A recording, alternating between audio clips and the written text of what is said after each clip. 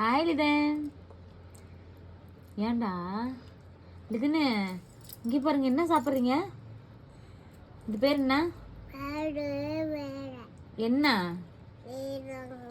சரி, இது எப்படி இருக்கு அம்மா செஞ்சது? லிதனு எப்படா இருக்கு